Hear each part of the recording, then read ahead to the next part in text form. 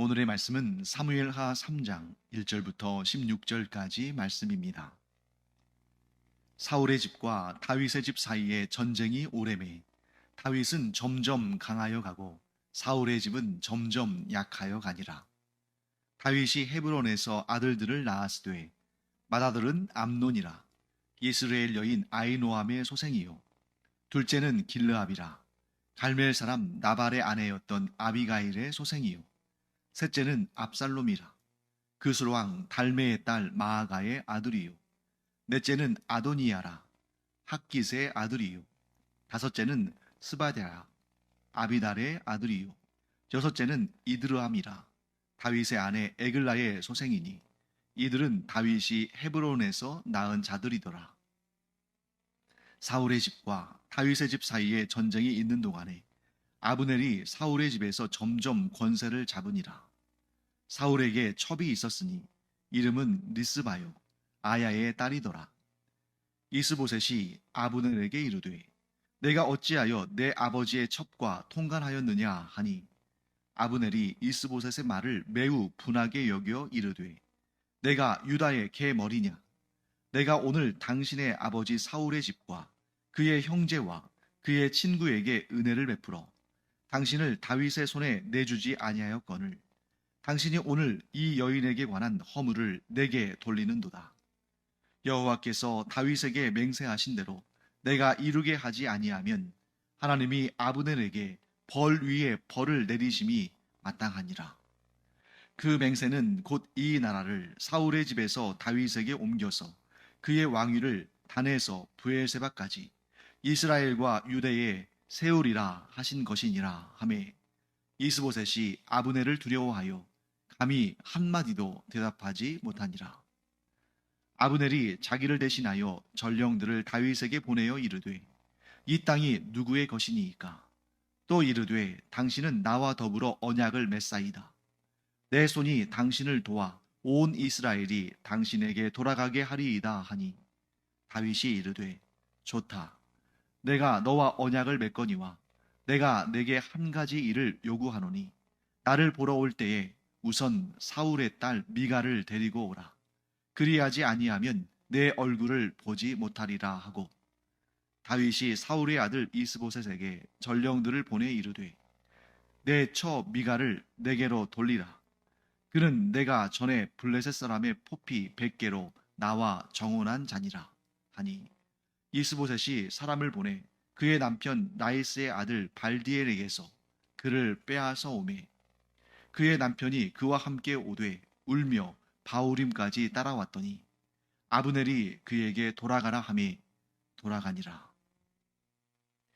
네, 오늘 사무엘하 3장은 이렇게 이야기를 시작합니다. 1절 말씀이죠. 사울의 집과 다윗의 집 사이에 전쟁이 오래매 다윗은 점점 강하여 가고 사울의 집은 점점 약하여 가니라. 자, 북쪽에 사울의 집, 곧 이스라엘과 남쪽에 다윗의 집, 곧 이 유다 진영 사이에 전쟁이 오래 지속되었습니다. 그런데 그 기간 동안에 다윗은 점점 강해져 갔고 사울의 집, 곧 이스보셋이겠죠. 사울의 집은 점점 약해졌습니다.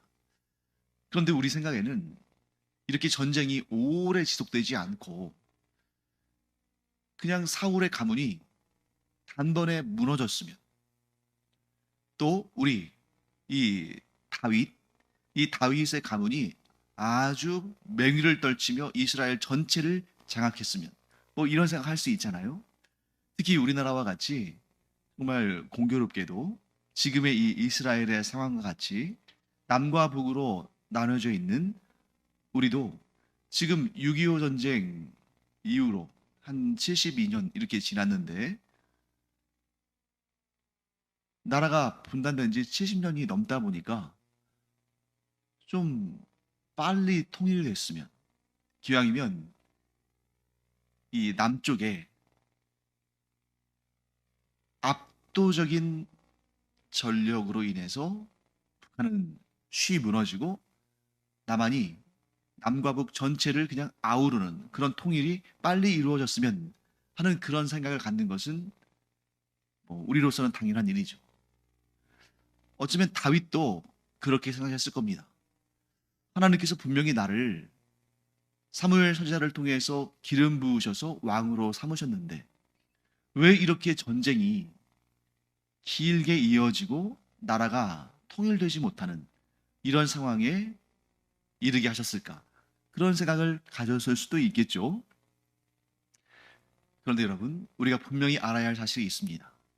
내가 간절히 바라고 원하며 기도하는 그러한 제목들에 대해서 하나님께서 곧바로 응답하지 않으실 때, 기다림의 시간을 갖게 하실 때에는 우리가 두 가지의 이유가 있다는 사실을 알아야 됩니다. 그 두 가지의 이유를 다윗을 통해서 보여주시는 거예요. 그러면 왜 하나님께서 다윗을 곧바로 이스라엘 전체의 왕으로 세우지 않으시고 이렇게 다윗의 집과 사울의 집, 유다와 이스라엘 사이에 이런 오랜 전쟁의 과정, 오랜 기다림의 과정을 거치게 하셨을까? 첫째는 이것입니다. 충분한 분위기가 무르익지 않은 상태에서 다윗이 이스라엘 전체의 왕의 자리에 오르게 된다면 그의 즉위 초부터 계속 갈등과 다툼과 분열과 이런저런 문제들이 특히 사울왕의 잔존 세력들이 다윗과 그의 가문을 집요하게 공격하고 그로 말미암아 나라가 혼란 상태에 있게 됐을 겁니다. 그러면 다윗은 비록 이스라엘 전체의 왕이 됐다 할지라도 그 즉위 초기부터 계속해서 이 문제로 골머리를 앓아야 되고 늘 불안하고 또 사회를 통합하는 그 일이 너무나 힘든 그러한 너무 어려운 과제를 떠안고 그의 왕의 삶을 시작해야 한다는 거죠. 두 번째, 다윗 자신, 이제 다윗 한 사람만 놓고 본다면 하나님의 충분한 때, 하나님께서 충분히 기다리라고 하신 그 하나님의 시간, 그 시간을 거치지 않은 상태에서 이스라엘 전체의 왕이 되는 그 마음의 소원이 이루어진다면 뭐 그 당장해야 좋겠죠. 하지만 하나님에 대한 갈급한 마음, 하나님만 바라보며 하나님만 의지하는 그런 마음 갖지 못했을 수도 있습니다. 하나님께서 일부러 하나님을 향한 갈급한 마음을 갖도록 그냥 얼마든지 바로 주실 수 있으시면서 바로 주지 않으시고 꼭 쥐고 그래 더 한번 나한테 기도해봐. 더 간절히 구해봐.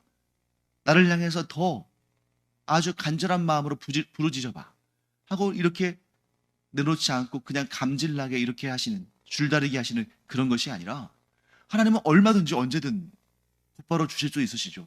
그런데 다윗이 이스라엘 전체의 왕위의 자리에 올라가는 것보다 더 중요한 것은 그가 하나님만 바라보며 하나님만 의지하며 하나님만 갈급해하는 그런 사람으로 성장하고 성숙해 가기를 원하셨다는 거죠. 덜 성숙된 왕이 이스라엘을 이끌 때 얼마나 위험한 지경으로 이끌어갈 수 있는가 하는 것을 이 솔로몬과 그 이후의 왕들이 너무나 명확히 보여주고 있지 않습니까? 반면에 다윗은 나라를 그렇게 위험으로 몰고 가지 않았어요. 왜 그럴까요? 이 기다림의 시간이 그에게 있었기 때문이다. 사랑하는 성도 여러분, 우리도 마찬가지입니다. 우리 가운데 간절한 소망이 있고 간절한 기도의 제목이 있고 간절한 갈급한 바람이 있는데 마냥 기다려야 한다면 우리 중에 좋아할 사람은 없을 겁니다. 하지만 우리가 하나님을 신뢰한다면 즉 하나님께서 능력이 없으셔서 우리가 간구하는 것을 주지 못하시는 것도 아니고 하나님께서 심술장이처럼 우리에게 얼마든지 곧바로 주실 수 있으시면서 우리가 얼마나 하나님 앞에 이렇게 간절하게 구하는지를 보시고 그것을 즐기시면서 줄 듯 말 듯 하시는 그러한 짓궂은 분도 아니시고 하나님은 얼마든지 언제든 우리가 원하는 것을 우리가 간구한 것을 그대로 주실 수도 있으시지만 때로는 기다리게 하시고 때로는 우리가 구한 것이 아니라 다른 것을 주시기도 하시고, 이렇게 다양한 방법으로 우리에게 응답하시는 이유는, 정말 중요한 것은 우리가 얻고자 하는 그것이 아니라 하나님만을 향한 갈급한 마음, 오직 하나님만 섬기며 하나님만 기대하며 하나님께만 의지하며 하나님께서 이루시는 일이 가장 좋은 것임을 인정하고 고백하는 그런 성숙된 마음을 우리가 갖기를 원하시는 것입니다. 그런 성숙한 마음을 우리가 갖는다면 하나님께서 무엇을 주시든 그게 복입니다. 그런데 우리가 그렇게 성숙한 마음을 갖고 있지 않다면 하나님께서 가장 좋은 것을 주셔도 그것이 그에게 좋은 것이 되지 않을 수 있다는 거죠. 그렇기 때문에 우리 이렇게 기억하기 바랍니다. 다윗은 오랜 시간 기다렸습니다. 이스라엘 전체의 왕이 되기까지 오랜 시간을 기다렸어요. 그런데 그 기다림의 시간은 그냥 사라지는 시간도 아니고 지긋지긋한 시간도 아니고 그에게 고통의 시간도 아니고 기다림의 시간은 익어가는 시간이었다. 다윗이 아름다운 열매로 하나님께서 쓰시기 좋은 그런 그릇으로 잘 익어가는 시간이었다. 그것은 비단 다윗에게만 적용되는 말씀이 아니라 우리에게도 적용되는 말씀이다. 우리가 무엇인가를 두고 간절히 하나님께 기도할 때, 우리의 간절한 마음의 소원을 하나님께 진실되게 아뢰었을 때, 물론 때로는 하나님께서 즉각 응답하실 때도 있지만 대부분의 경우는 상당한 시간적인 여유를 두고 우리로 하여금 기다리게 하시는데, 그 기다림의 시간은 하나님의 능력이 부족하신 것도 아니고 하나님께서 짓궂으셔서 심술궂으셔서 그렇게 하시는 것도 아니고 우리가 얻게 될 것, 우리의 기도의 응답으로 얻게 될 것보다 더 소중한 것, 곧 우리가 진실로 하나님만을 섬기며 하나님만을 구하며 하나님만을 의지하며 하나님께로만 나아가는 그런 사람이 되도록 우리를 그런 아름답고 복된 하나님의 사람으로 우리를 성장시키시고 성숙해 하시며 익어가게 하시는 그런 과정이다 하는 것을 우리가 꼭 기억하기 바랍니다. 그 다음에 이제 2절부터 5절까지는 다윗이 헤브론에서 낳은 6명의 아들들이 기록되어 있습니다. 헤브론은 어디입니까? 유다의 중심지였고 그 당시에 다윗이 유다 족속의 왕이 되어서 이 유다 족속을 다스린 그곳이었죠. 즉 유다 족속의 왕으로 있을 때 6명의 아들들을 낳았다는 것입니다. 그 아들들의 이름이 쭉 게시되어 있죠. 암논, 길르압, 또 유명한 압살롬, 아도니아, 스바디아, 이드람 뭐 이렇게 되어 있는데요. 이들의 공통점이 무엇일까?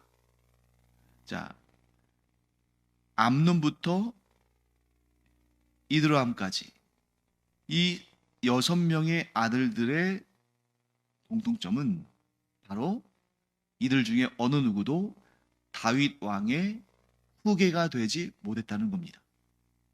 사실 여러분, 헤브론에서 낳은 6명의 아들들은 다윗의 가장 나이 많은, 즉 앞 순서에 왕위 계승 서열로 따진다면 가장 앞쪽에 있는 사람들이잖아요. 헤브론에서 6명의 아들을 낳고 그 후에 이제 예루살렘에 올라가서 솔로몬을 비롯한 아들들을 낳았으니까요. 이 6명의 아들들이 왕위 계승 서열로는 가장 앞에 있는 아들들입니다. 그런데 이 가장 앞에 있는 아들들이 왕위에 어느 누구도 올라가지 못한다는 거죠. 자, 무엇을 말씀하시고 있는 것일까요? 왕은 혈통이 정하는 것이 아니다. 다윗의 첫째 아들이라고 해서 당연히 왕이 되는 것이 아니다. 왜요? 다른 나라라면 어쩔지 모르겠지만 이스라엘은 하나님과 언약한 나라요 민족 아닙니까? 그래서 하나님께서 보여주시는 거예요. 하나님은 외모로 사람을 취하지 않으시기 때문에 혈통이, 순번이 빠르다고 해서 저절로 당연히 왕위에 오르는 것이 아니다. 이스라엘의 왕은 하나님께서 그 중심을 보시고 하나님께서 택하시고 하나님께서 세우신다 하는 것을 우리가 이 6명의 헤브론에서 다윗이 낳은 아들들을 통해서 알 수가 있습니다. 자, 결국 다윗의 후계자, 다윗의 뒤를 이어 이스라엘의 왕이 된 사람은 누굽니까? 솔로몬이죠. 그 비결 뭘까요? 성경은 분명히 말씀합니다. 솔로몬이 어떤 이유로 다윗의 뒤를 잇는 왕이 되었는지, 솔로몬이 왕으로 등극하고 나서 곧바로 그 이유를 성경은 설명하죠. 솔로몬이 왕으로 등극한 다음에 하나님께 일천번제를 드린 다음에 하나님께 이렇게 구했죠. 뭘 구했습니까? 보통 우리는 지혜를 구했다 이렇게 말하는데 틀린 말은 아니죠. 하지만 그것은 지혜를 구했다 하는 것은 좀 해석된 것이고, 또 직설적으로 솔로몬이 하나님께 직접 구한 내용을 딱 발췌한다면 뭐냐면 하나님의 말씀을 듣는 마음을 달라고 했죠. 하나님의 말씀을 듣는 마음. 뭘 의미합니까? 이스라엘의 왕은 저 솔로몬이 아니고 하나님이시니 하나님의 말씀을 듣는 마음, 그 지혜를 저에게 주셔서 하나님의 뜻대로 이 나라를 이끌어가게 하여 주시옵소서. 그 마음을 하나님께서 보시고 그 중심을 하나님께서 보시고 솔로몬을 다윗의 그 많은 아들들 가운데 택하셔서 이스라엘의 왕이 되게 하신 것입니다. 여러분, 이 역사는 반복돼요. 이새의 아들들 중에서 막내인 다윗을 택하신 하나님. 다윗이 헤브론에서 낳은 아들들 가운데서는 다윗의 후계를 정하지 않으시고 솔로몬을 다윗을 이을 왕으로 세우신 하나님. 다윗과 솔로몬에게서 하나님께서 무엇을 보신 것입니까? 하나님을 향한 정직한 마음, 하나님만을 왕으로 섬기는 마음. 다윗과 솔로몬의 공통점은 내가 이스라엘 왕이 아니라 하나님께서 이스라엘의 왕이십니다 라는 믿음의 고백이 있었다는 거죠. 우리도 하나님께서 나의 왕이심을, 하나님께서 이 나라의 왕이심을, 하나님께서 이 역사의 왕이심을 고백할 때에 바로 그를 통해서, 그런 나를 통해서 하나님께서 하나님의 위대한 역사를 이루어 가신다 하는 것을 꼭 기억하기를 바랍니다. 자, 오늘 본문의 후반부는 이스라엘 쪽 이야기가 나옵니다. 아브넬이라는 이 이스라엘의 실권자가 허수아비 왕이죠. 이스보셋을 버리는 내용이 나옵니다. 자, 이스보셋이 아브넬을 불러서 책망합니다. 왜 당신이 나의 아버지 사울의 첩인 리스바와 통간을 했습니까? 이 통간이라고 한 거 보니까 일방적인 강간은 아니었던 것 같고 서로 눈이 맞았겠죠. 이렇게 책망합니다. 그러자 아브넬은 딱 잡아떼면서 아니, 왕이 내가 왕에게 베푼 은혜는 잊어버리고 이 여인의 그 부정함에 대해서 나에게 책임을 돌리니 내가 억울하다. 이런 식으로 말하는 거예요. 자, 그러면 여러분, 아브넬이 정말 선대왕 사울의 첩 리스바와 통간을 했을까요? 잠자리를 같이 했을까요? 거기에 대해서 했다 안 했다 성경에는 기록이 없습니다. 그런데 저는 99% 이상 통간했을 거라고 거의 확신합니다. 왜냐하면 만일 정말 아브넬이 리스바와 통간하지 않았다면 침착하게 어디서 그런 소문을 들으셨습니까? 그거는 헛된 소문입니다. 그런 일 없습니다. 하고 침착하게 자기 자신을 변호했을 수도 있고, 또 그냥 어떻게 보면 그냥 웃어 넘길 수도 있었겠죠. 어떻게 그런 얘기가 나옵니까? 그런데 지금 아브넬이 머리끝까지 화가 나서, 그런데 사실 아무리 허수아비 왕, 자기가 세운 왕이라 할지라도 왕은 왕인데 거기에다 대고 모든 울분을 토로하면서 심지어 뭐라고 협박합니까? 내가 이 나라를 다윗에게로 돌리겠다. 그러니까 이스보셋 왕이 분명히 있는데 이 나라를 당신에게서 뺏어서 다윗에게 돌리겠다. 그러니까 이스보셋은, 이 허수아비 왕은 이 아브넬의 그 역정내는 모습에 두려워서 한마디도 대꾸를 못하죠. 우리 속담에 도둑이 재발저린다 이런 말이 있고, 또 한자 성어에 적반하장, 도둑이 몽둥이를 든다, 뭐 이런 한자성어도 있듯이 이렇게 불같은 화를 내는 걸 보니까 스스로 증언하는 거예요. 뭐라고요? 내가 사울 왕의 첩인 리스바와 통관했다. 그리고 나서 이제 아브넬은 다윗에게 전령들을 보냅니다. 아마 이스보셋 모르게 이제 보냈겠죠. 그리고 나서 자신과 언약을 맺자고 제안합니다. 뭐예요? 내가 이 북쪽에 있는 이 열 지파의 연합체, 이 이스라엘을 당신에게 돌리겠다. 그러니 나를 당신의 신하들 중에 좀 높은 직급으로 올려달라. 혹은 나의 훗날을 좀 기약해달라. 뭐 이런 제안을 했겠죠. 다윗은 그 제안을 받아들입니다. 왜 받아들였을까요? 동족 상잔의 비극을 우리가 앞서서 보지 않았습니까? 그렇게 서로 싸우고 죽이는 것보다는 이렇게 좀 협상을 통해서 피 흘리지 않는 방법을 통해서 통합을 이루고 통일을 이루는 것이 더 나으니까 그렇게 판단해서 아브넬의 제안을 흔쾌히 받아들입니다. 하지만 다윗은 또 한편으로는 아브넬을 전적으로 신뢰할 수는 없죠. 그게 작전일 수도 있잖아요. 또한 이스보셋을 배반한 아브넬이라면 얼마든지 훗날 자신도 배반할 수 있기 때문에 그렇게 신뢰할 수 있는 것은 아니죠. 그래서 하나 조건을 내봅니다. 그게 뭐냐면 사울의 딸 미갈이 다윗과 결혼했잖아요. 블레셋 사람들 포피를 100개를 배워와라. 그러면 내가 내 딸 미갈을 너에게 주겠다. 이렇게 사울이 제안했을 때 다윗은 그 2배, 200개를 배워와서 사울에게 전해주고 미갈을 아내로 얻었죠. 자, 그런데 좀 특이한 내용도 등장합니다.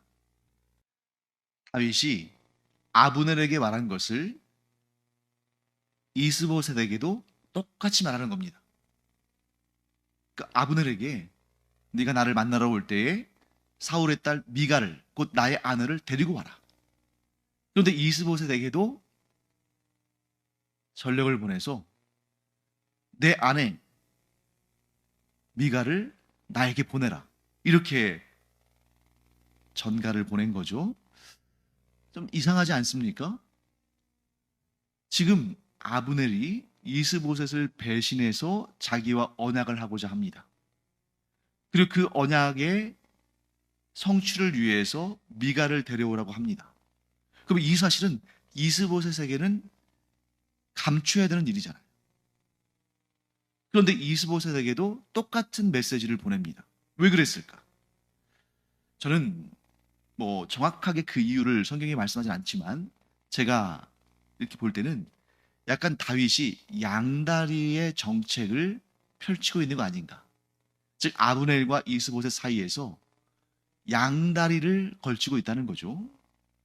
자, 첫째, 아브넬에게는 그가 정말 이스라엘을 나에게 넘길 그런 마음이 있는지를 점검해 보는 것입니다.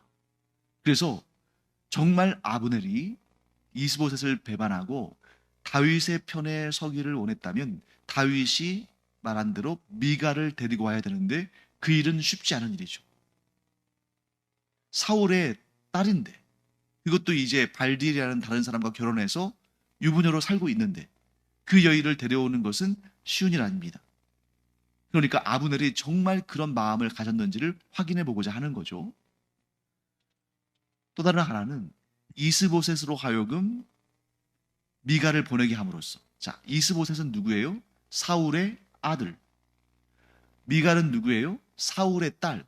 그러니까 이스보셋과 미갈은 남매지간입니다. 뭐 어머니가 같지 않을 수는 있지만 어쨌든 아버지가 같은 남매지간이에요. 그렇게 했을 때 이스보셋이 미갈을 다윗에게 보냈을 때에는 이제 어떤 메시지가 담긴 겁니까?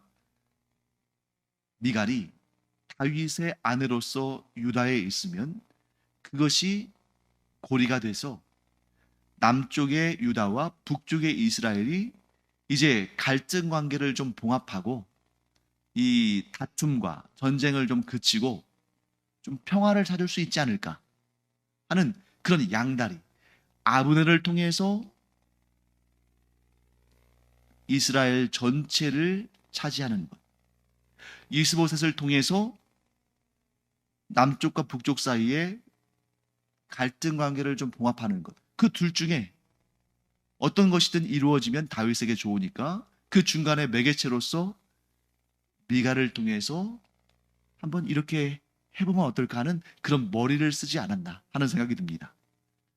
그런데 이 두 가지 시도, 곧 아브넬을 이용하는 것과 이스보셋을 이용하는 것, 이 두 가지가 모두 허사가 됩니다. 아브넬은 나중에 이제 이후에 우리가 나오겠습니다만 요압에 의해서 죽고, 또 이스보셋은 미가를 보내기는 했지만 결국 왕이 된 지 2년 만에 자신의 군 지휘관들에게 암살을 당합니다. 다 실패했어요. 미갈은 돌아왔지만. 그런데 나중에 우리가 또 알게 됩니다만 미갈 역시 어떠한 사건을 계기로, 이제 나중에 우리 보겠죠. 이제 언약궤와 관련이 되어 있는 건데, 어떤 사건을 계기로 다윗과 다시는 보지 않는, 그런 뭐 원수까지는 아니더라도 사랑하지 않는 그런 관계가 되는 거죠. 이 사건들을 통해서 우리가 알 수 있는 사실이 있습니다. 다윗은 아브넬과의 관계, 이스보셋과의 관계, 미갈과의 관계, 이런 관계들을 통해서 자신의 목적, 곧 이스라엘 전체의 왕이 된다든지 남쪽의 유다와 북쪽의 이스라엘 사이의 갈등을 해결한다든지, 또 미갈을 다시 되찾음으로 말미암아 사울 왕의 사위로서 이스라엘 지역의 왕권에 대한 정당성도 얻어보려고 한 것일 수 있죠. 자, 이 모든 것을 생각할 때 그 어디에도 하나님의 뜻을 여쭈었다는 내용이 나오지가 않습니다. 블레셋 땅에 있을 때 사울이 죽고 나서 유다 땅으로 올라갈까요? 올라가면 어디로 갈까요? 하고 하나님께 물었던 다윗인데, 이러한 중요한 결정들을 할 때 하나님께 여쭙지 않고 자기 생각에, 자기 판단에 좋겠다고 생각하는 것들을 추진해 나가는데, 그것도 여러 다리를 걸치는 그런 모습을 보게 되는 것이죠. 하나님께서는 그런 다윗의 모습이 기쁘지 않으셨습니다. 그래서 다윗이 도모했던 그 일들이 다 무산되게 하신 것이죠. 하나님 뭐라고 말씀하신 것입니까? 너를 이스라엘의 전체의 왕으로 세우는 것, 또 이스라엘 전체의 전쟁이 그치고 평화가 임하고 나라가 하나로 통일되는 것, 그것은 내가 이룰 일이지 너의 그 생각, 너의 지혜, 너의 판단으로 되어지는 것이 아니다. 그러니 너는 나에게 구하고 나에게 간구해서 그 때에, 즉 하나님의 때에 그 결과를 보게 될 것이다. 이렇게 말씀하시는 것입니다. 사랑하는 성도 여러분, 그렇기 때문에 진정한 성도의 삶이라는 것은 내가 내 판단하에 모든 것들을 다 해보고 정말 여의치 않을 때 하나님께 여쭙고 하나님의 도우심을 구하는 것이 아니라, 우리의 모든 일들이 하나님의 통치 아래에 있음, 하나님의 주권 아래에 있음을 시인하고 모든 일에 있어서 하나님의 뜻을 여쭙고 그 뜻을 받드는 그런 우리가 되기를 간절히 축원합니다. 기도하겠습니다. 하나님, 주님의 은혜 감사드립니다. 저희가 살아가면서 불쑥불쑥 나의 뜻, 나의 의지, 나의 생각이 하나님의 뜻을 여쭙고 구하기보다 앞서 나가는 때가 있음을 봅니다. 하나님, 어떠한 상황에서도 우리의 삶의 주인이시오 역사의 주관자이신 하나님께 기도하며 이 삶을 살아가는 저희들 되게 하여 주시옵소서. 감사드리며 예수님의 이름으로 축복하며 기도합니다. 아멘. 기도하는 시간입니다. 우리가 인생의 중요한 문제에서부터 또한 사소해 보이는 문제에 이르기까지 모든 일을 하나님의 뜻을 구하고 하나님께 여쭙고 하나님의 선하신 인도하심을 경험하는 그러한 우리가 되기를 축원합니다. 기도하겠습니다.